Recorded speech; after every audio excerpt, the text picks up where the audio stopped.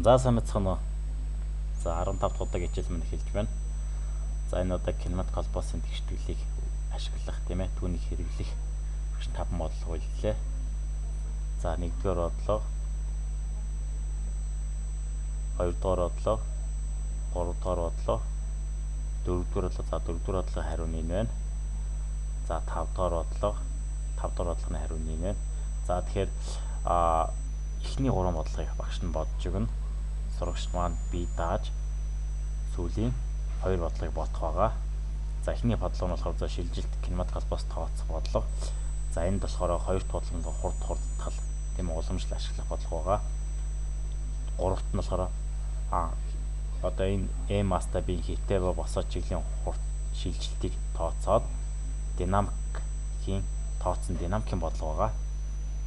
За эхний бодлогоос эхлэе. Хитэ хавтгай дээр орших бетта өнцөг бүхий налуу эргэвч дээгүр дамсан уцаар татагдах налуу гэдэг нь энийг хэлсэн тийм ээ. Эргэвч дээгүр дамсан уцаар татагдах боломжтой Б углуургаар чөлөөттэй хөдлөх А сава налууг тулж байна. За энэ налуу нь болохоор уцаар холбогдсон юм байна. За тэгээд Б углуурд углагдсан чөлөөттэй хөдлөх боломжтой А сава энэ налуугийн дээр байна гэсэн үг.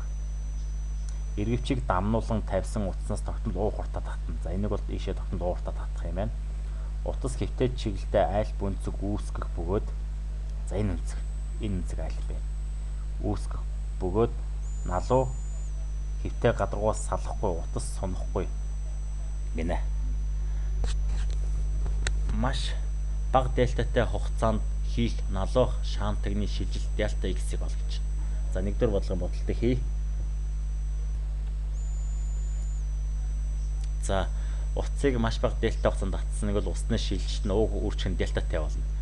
За тэгвэл утас маань ингээд L урттай жоод L иштрэх урттай болохоор налуу шаантаг нь хэвтэй чиглэнд доо дельта x-аар шилжин энэ дельта x. Тэгэхээр утасны шилжилт бол энэ болно гэсэн. За энэ үнцэг бета, энэ үнцэг бета, энэ үнцэг б. Гэхдээ энэ үнцэг нь альфа. За энэ дээр бол багш нь юу гэсэн байна? Бета гэсэн байна. Энийг альфа гэж бид ойлгоо шүү. За тэгэхээр энэ шилжилт x. Тэгэхээр энийг тэгшинс хуруулж гэж үзье. Ойролцоогоор тийм ээ. Тэгвэл энэ өнцг нь альфа-омжийн шилжилт буюу одоо утасны өөрчлөлт тийм ээ. Тэр нь L-с сон L штрих нь гипноз x-ийг үүсдэг нь энэ насан катет нь бета альфагийн насан катет юм чинь косинус альфа болчихно. Тэгэхээр тэр нь энэ утасны богиносон хэмжээ нь болохоор ууг уршиг дельта тэмцүү. Эндээс шаантагны шилжилт дельта x тэмцүү ууг үржих нь дельта таваад нь косинус альфа болчихно. Альфа. За энэ болохоор беташ альфа байгаа шүү. За бодлогын 2-р доллар маш бага дельта хугацаанд хийх А савны босоод чиглэл дагуух шилжилт дельта y-ийг олгосон байгаа. За тэгэхээр шаантаг маань зүүн тийшээ дельта x-аар шилжихэд шаантаг бол ийм тасгал зурстай энэ гадаргуу нь ирнэ. Тэгэхээр А сава маань дээшээ энэ цэгээс энэ хүртэл шилжинэ. Өөрөөр дельта y-ээс дээшээ шилжинэ гэсэн үг.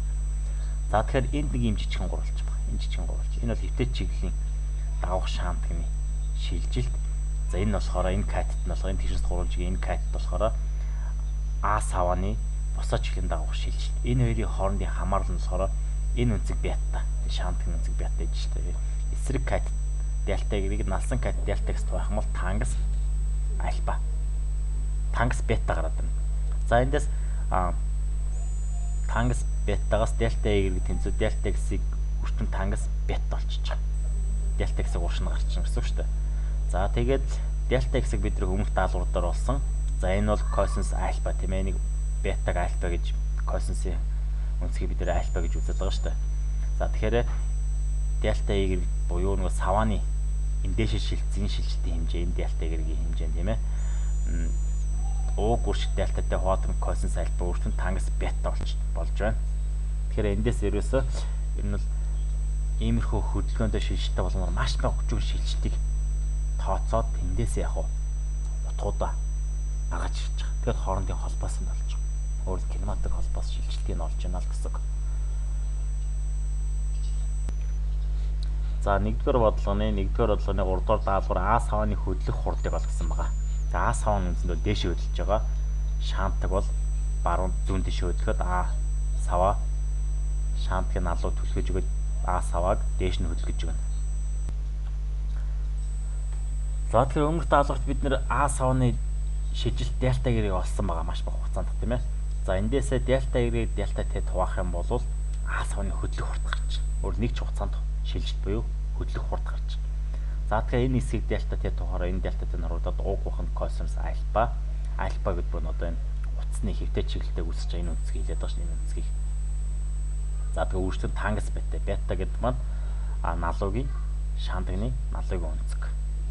За тэгээ энэ бодлооны гол үндэс нь ерөөсөө өчүүн баг шийдлэлтэн дээр юм одоо тооцоо харьцаагаа олоод хоорондын холбоос нь болоо бодлогоо бодож байгаа.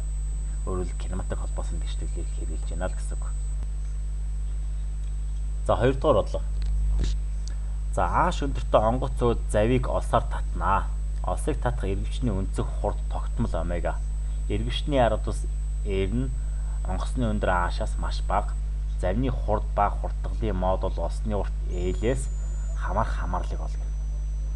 За тэгэхээр А шөнтөртөө тийм ээ онгоц дээрээс жижиг завийг осоор татж байгаа юм ба ш. Тэгэхээр завны хөдлөх тийм ээ хурд хурдгал нь тэр осных нь уртаас хамаарлыг олно гэсэн. За тэгэхээр ийм А шөнтөртөө онгоцон дээрээс тийм ээ энэ завийг L урт уцаар татчихсан тухайн агшинт утасны урт нь L үүсэж байгаа. Тэгэхээр маш бага зай тийм ээ дельтатай хугацаанд утсыг татчаад даамар маань омега R-ийг үүш дельтатай гэсэн утсыг орооно. Энд байгаа даамрын ингээд утсыг ороох нь шүү дээ. Тэгэхээр утасны урт нь дельта L-ээр богиносоод завмаар энд ирнэ гэсэн үг байна. Энд ирнэ гэсэн үг. За тэгэхээр энэ гурвалж байна. Энэ тэгшнээс гурвалж. Эндээс косинус бета гэдэг нь одоо дельта L-ийг энэ хитэ шилжилт харьцуулсан харьцааг косинус бета гэдэг. Наалсан катыг энэ тэгшнээс гурвалж энэ гептнус харьцуулсан харьцааг косинус бета гэдэг. За тэгэхээр завь маань тухайн агшны V хурдтай хөдөлж чинь үзье л да. Тэгвэл V-г дельта T-гээр үржүүлэл энэ хитэ чиглэл шилжилт гаргадаг. Энэ тэгшнээс гурвалж гептнус гэсэн. За энэ бетагийн налсан кат нь дээл утасны яг богиносж байгаа хэмжээ гэсэн юм болчихно. За тэгэхээр дельта L нь болохоор омега R гүрчих дельта T байгаа шүү дээ. Ингээд энд орлуулчихлаа дельта T-гүүд нь хураагдаад омега R-ийг хуваадаг нь V гараад. За косинус бета гэдэг маань за энэ маш бага дельта T хугацаагаа очир яг дельта T хугацаа. Тэгэхээр дельта T хугацааны өмнөх утасны урт L байгаа шүү дээ. Энэ тэгшнээс гурвын том утас. Энэ нэгээр тэгшнээс гурвын гэж ойлгож болно. Тэгэхээр энэ үнцэг нь бета. Тэгэхээр наалсан энэ эсрэг каттыг энэ бетагийн наалсан каттыг гептнус тоох юм бол косинус гарна. Тэгэхээр бетагийн наалсан каттыг гэж болохоор гептнусаас энэ каттын квадратыг хасч байна тийм ээ. Энэ гептнусын квадратаас энэ каттын квадратыг хасаад язгаар авчих юм бол бетагийн наалсан кат гарч байна. Тэгэхээр наалсан каттайгаа гептнус L-тэй хоол косинус бета. Тэгэхээр энэ хоёрыг хооронд тэнцвэрлсэн байгаа. Эндээс завны хурдыг олох юм бол юу вэ? V тэнцвэр L-ийг боддог нь язгуурдаар L квадрат нь H квадрат болно. Үүсгэн омега R. Ингээд бид нар завны хөдлөх хурдыг олчиж байгаа. Тэгэхээр утасны урт L үед. Тэгэхээр L өөрчлөлтөөр хурд нь дагаж өөрчлөгдөнө л гэсэн үг. Хамгийн гол энд нөгөө нэг утсыг татж байгаа эргэвч нь өөрөө тогтмол хурдтай эргэж байгаа шүү дээ. Тэгэхээр дельта T хугацаа болгонд ийм хэмжээний утсыг ороод утас нь дельта T хугацаанд ийм дельта L гэсэн хэмжээгээр богиносж байна л гэсэн үг. За дараа нь хурдгалыг олгосон байна. Хурдгалыг. За тэгэхээр багш нь энэ үнцгийг P гэж. P. За тэгвэл sinus P гэдэг нь болохоор энэ P-гийн эсрэг катыг гептнус тооснод мэдсэн. Тийм ээ. За тэгэхээр энэ үнцэг P юм бол энэ тэгшнээс гурвалжингийн энэ үнцэг нь бас P болчих. Яг л энэ том гурвалжингийн энэ үнцэг тийм ээ. Энэ жижиг тэгшнээс гурвалжингийн энэ үнцэг хоёр тэнцүү. Тэгэхээр эсрэг энэ хоёр үнцгийн хоорондоо тэнцүү P болчих. За тэгэхээр энэ жижиг гурвалжин дээрээс sinus P-г болох юм бол эсрэг катыг гептнус тоон. Дельта L-ийн хонд V гүршин дельта T. Энэ V гүршин дельта T байгаа шүү дээ. Эндээс омега-ийн хонд V болчихно. За. Тэгэхээр энэ хоёр талаас уламжлал авчиж байгаа. Уламжлал. Тэгэхээр косинус За синус уламжлал косинус болчихно. Тэгээд пигээс нь уламжлахоор d пиг хугацаанд dt болчихж байгаа. За энийг уламжлал гэдэг ойлгож. Пигээс хугацаар авч байгаа уламжлал ингэж ойлгож байна. За тэгээд хамгийн гол нөгөө нэг утсыг ингээд татхлаар зав ийшээ шилжээд энэ пи үнцэг багасна. Тэгэхээр энэ сөрөг утгатай энэ хорогдолтой тэнцүү гэсэн. Тэнцүү. За омега шин тогтмол хэмждэг. Нэг их бах v-гээс уламжлал авахаар а хугацаанд v катах гэж байгаа. Чи нөгөө ногтор уламжлал авчин тийм ээ. Тэгээд чинь v-г уламжлал чинь хуцаагаар авсан. Хурднаас хуцаар уламжлал а болоод ийм болоод. Омега r үүсдэг нь а хуваадаг нь v квадрат. Энэ сөрөг утгатай. Хоёулаа сөрөг учраас эерэг болчихно. За эндээс косинус зeta ийм гэрчлэл гараад ирнэ. За тэгээд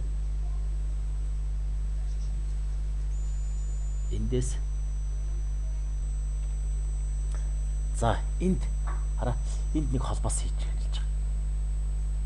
Энэ утас маань ингээд dp үнцээр ингээд шилж эргэж байгаа шүү дээ, тийм ээ. Тэгээ энэ утасны утас чинь маш бага дельтатай хугацаанд шилжүүл энэ өөрчлөлт маш бага. Тэгэхээр энэ уртыг яг хоо L-тэй тэнцэг үүсэж байгаа. Тэгэхээр L-ийг dp-гээр үржүүл энэ гараад байна. Энэ гараад байна. Тус нь тойргийн 10 цаг тийм ээ. Тулсан өнцгөр үржүүлэх юм бол номон гарч ирдэг. Тэр яг тэргээр ашиглаж байгаа. Энэ. За нөгөө тэр чинь энэ.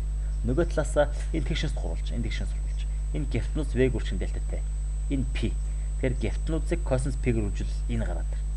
Тэгэхээр энэ гурвалжин энэ эргэлт утасны эргэлт хоёроос тэнцвүүлэхээр энэ гурвалжин энэ катт нь хоорондоо тэнцвүүд ийм тэгшэл гараад байна. Тэгшэл гарч ирнэ. За тэгэхээр бид энийг гаргасан тийм ээ. Косинус P гэдэг маань энэ том гурвалжингаас косинус B тийм ээ. Налсан кат А шиг гефтнус L тул косинус P гарч ирнэ. За ингээд энэ үнцгийн харьцаа энэ тийм ээ. Энэ гурван тэгштэглээ хааш. Тэгштэглээсээ бид нар эндээс А-г олчиж байгаа. А нь V квадрат косинус P омега хоохн R үүсгэн D пик бах dt. Энэ тэгштэглээс ийм байна. Тэгэхээр dp нь яг уу эндээс d пик бах dt тэг урагш нь оруулчих. Тийм ээ. Тэгмэл v cosine пик бод нь l гарч ирж байгаа. Бид cosine пик энд олцсон. Тэгэхээр d пик бах dt-ийн хооронд энийг оруулчих байгаа.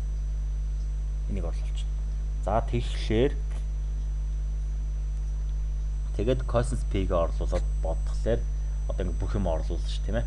Хамгийн сүүлд бид хурдаа бол илэрхийлсэн байгаа шүү дээ. Одоо ийм гадар тийм ээ. Хурдаас хамаарсан юм бол. Тэгээ хурдаа ихний даалгавар дээр олцсон. Тэрийг орлуулахаар хурдтал биеийн хөдлөх хурдтал нь утасны хурдаас хамаарж байгаа завны хурдтал гэсэн үг шүү дээ. H квадрат омега квадрат R квадрат хуваадаг нь хаалтан дотор за 2-ны 3 зэрэгтэй шүү. L квадратс нь H квадратны 2-ны 3 зэрэг. За тэгэхээр энэ математик үйлдэлийг яг энэ 3 тэгштэглээсээ та нарыг дөөрөө чигээд тооцоолол нь өөрсдөө гаргаж. Тэгэхээр хамгийн гол нь бид нар бодлогоо бодож чадахгүй ч гэсэн математик үйлдэлийг хийгээд дөөрөө чигээд тоон үйлдэлийг өөрөө хийгээд яг ийм хариуг гаргаж явах юм чухал. Ингүүл яг бид нар бодлогоо маш сайн ойлгох. Хоёрдугаар цаашлаад энэ бодлогыг өөрсдөө дараа нь бодож сурахад төхөмтэй өөрөө дараа бие даах сурах тийм алхам ахиж яана л гэсэн үг. За 3 дахь бодлого. Тэгэхээр зураг дээр үзүүлсэн төхөөрөгдөх шантгны масс m. За энэ шантгны массыг m гэж байна. Ачааны масс m. За энэ жижиг ачааны масстай жижиг m. Үрэлт зөвхөн шантаг ачаа хоёрын хооронд үүсэх.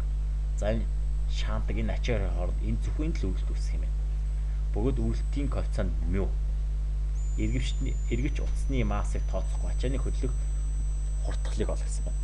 За тэгэхээр ачаа маань өөрөө ер нь бол шантаг тайрсан доошоо хөдлөнө. Ачаа доошоо хөдлөхөөр утас энэ утас богиносно. Энэ утас богиносохоор шантаг маань хэвтэ чиглэлийн дуу шилжилтээ. Тэгэхээр шантагтаас хэвтэ чиглэл шилжилтээ бас шантагтай харьцсан доошоо хөдлөнө. Нийлбэр хурдтгал нь яг уу.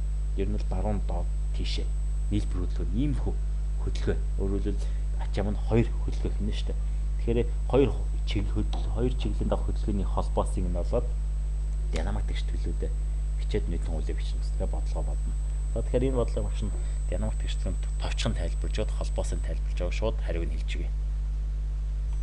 За ачаа маань доошоо нэг x-тай шилжсэн гэж үзье тийм ээ. Y-г заа шилжсэн гэж үзье. Тэгэхээр эндээс Y урттай утас иш илжих хэвээр. Өөрөөр хэлбэл бас эндээс Y урттай утас иш орно гэсэн. Тэгэхээр өөрөөр хэлбэл ихтэй чиглэлийн дагуу энэ нэрвшний шилжилт тийм ээ. Өөрөөр бас ийшээ X-аар шилжихлээр утас X-аагаар сулгаад ачаам доошоо X-аар шилжинэ гэсэн үг.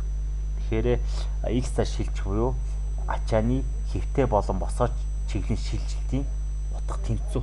Тэгэхээр агшин бүр дээр хэвтэй чиглэлийн хурд ийшээ шилжих хурд нэмээ доошоо явах хурд нь бас тэнцүү гэсэн үг. Мөн адил агшин бүрдэх ачааны хэвтэй чиглэлийн дагуу хурдгал нь доошоо явж байгаа хурдгалтайгаа тэнцүү гэсэн үг. Энэ бол кинематик холбоос нь хэлээд байгаа шүү дээ. За энэс цааш бусд нь бол динамик байлгаа. За ачаанд үйлчлэх хүчүүд ерөөсөө юм байгаа. Ачаанд бол усны татгууч Т үйлчлэнэ. За энэ шантгаас үйлчилж байгаа тулах нормал реакцаач үйлчлэнэ. Дэлхийн татгууч хүндэж эмж үйлчлэнэ. За энэ гурван шин нийлбэр бид нэр ачааны хөдөлгөөний тэгштэглийг бичих ёстой. За тэгэхээр үндсэндээ болвол ачааг бид доошоо хөдөлж байгаа гэж үзэж байгаа шүү дээ.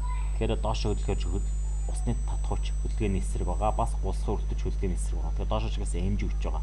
Энэ гурван шин нийлбэр нь эмжигээс хассан Т хасхан μn. μn гэдэг нь гулсгын өртөгч. Тэнцүү MA Y тэнцүү. Y гэдэг нь ачааны доошоо хөдөлж байгаа хурдтгал. За ачаа мөн энэ шанттай цуг хэвтэй чиглэлийн дагуу хөдлөнө. Тэгэхээр хэвтэй чиглэлийн дагуу ачаанд үйлчилж байгаа хүч ерөөсөө л N нормал реакц өгч байгаа. Тэгэхээр нормал реакц өгч нь MI гэсэн тага тэнцүү. Энэ Ньютоны 2 дахь хууль. За бас шантагт үйлчилж байгаа хүчийг зурх юм бол ийм байгаа. Ачаанаас нормал реакц өгч үйлчлэнэ. Энд утасны татгууч хэвтэй чиглэлийн дагуу шантаг хөдлөн шүү. Тэгэхээр хэвтэй чиглэлийн дагуу үйлчилж байгаа хүч нь эндсэндээ хөдөлгөөнд оруулж байгаа хүч нь. Тэгэхээр энэ хүчнээс энийг асуул шантгийн хурдтал MA гарч байна. Өөрөлд Т-гээс хасдаг нь N. Тийм ээ тэнцүү MAX чинь хэвтэй чиглэлийн дагуу хурдтал нийжлэх. За энэ гурван тэгштэглийг бодно тийм ээ. Гэхдээ энэ дээр AX A-ыг тэнцүү гэж үзэж байгаа шүү дээ. Тэнцүү гэж тооцож байгаа. За тэгэхээр эндээс энэ систем тэгштэглийг бодож байгаа. За энэ систем тэгштэглийн бодолтойгоо багш нь үлдээлээ. Та нар өөрсдөө бодно. Яаж бодох вэ? Эндээс энийг энд орлуулчих. Энийг энд орлуул. Энэ доороосоо Т-г олоод энд орлуулчих. Тэгээд AX A-г хоёрыг тэнцүүгээ үзчих юм бол AX A-г хоёр тэнцүү G хуваадг нь 2 дээр нэмэх нь μ нэмэх нь m-ийг хонь n гэсэн юм арай болж байгаа. За тэгээд ачаа мөн өөрөө хэвтэй чиглэлийн дагуу тийм ээ AX хурдталтай доошоо босоо чиглэлийн дагуу доошоо A-г хурдталтай болно. Энэ хоёрын хурдтал нь тэнцүү гэдгээс нийлбэр хурдтал нь Пифагорын теоремоор олохлоор А тэнцүү язгуудаа 2-ыг үржих G хуваадг нь 2 дээр нэмэх нь μ нэмэх нь m-ийг хонь m гарч ирж байгаа. Тэгэхээр энэ бодлого бол маш олон чих юм хааш иймэрхүү төрлийн бодлогод тийм ээ сая сүүлийн 2 бодлоготой ижлэг сүүлийн энэ саяны 3 бодлоготой иймэрхүү ижлэгэн бодлогод олимпиад дээр тавигддаг. Тэгэхээр тухайн биеийн тийм ээ шилжилтийн хоорондын холбоостой хүүхдүүд алддаг учраас энэ бодлого хин тэрийг бич чадвас алддаг. Тэр энэ тэгшлүүдийг хин бичдэг. Тэгээд энэ холбоосын тэгшлийг бич чаддаг. Эсвэл мэддэг учраас тийм ээ үйл мэдгч дутна. Тэгээд систем тэгшлүүд бодогдохгүй учраас хариу гаргаж чаддаг. Тэгэхээр одоо үүнээс цааш яг энэ бодлогуудад дахин давтаж үзээд өөрийн болгож авбал энэтэй ижил төстэй бодлогуудыг та нар бодож чадна л гэсэн үг. За амжилт хүсье. Үлцэн бодлогоо тэгээд бичлэгээ зогсоож агаад бодлогынхаа өгүүлбэрийг хараад бодоо шүү. За багш нь шууд бичлэгийн сүүлийн 2 бодлогыг харуулчаа. За 4-р бодлого нь юм байна. Ийм бодлого нь хариу энэ байна. Зураг нь энэ байна. За 5-р бодлого маань бас нэг эргэвчтэй кинематик холбоосон тэгштэйг шууд бичих бодлого байгаа. Шууд хэрэглээ явуучих бодлого. Тэгээд зураг нь энэ байна. Хариу нь энэ байна. За амжилт хүсье.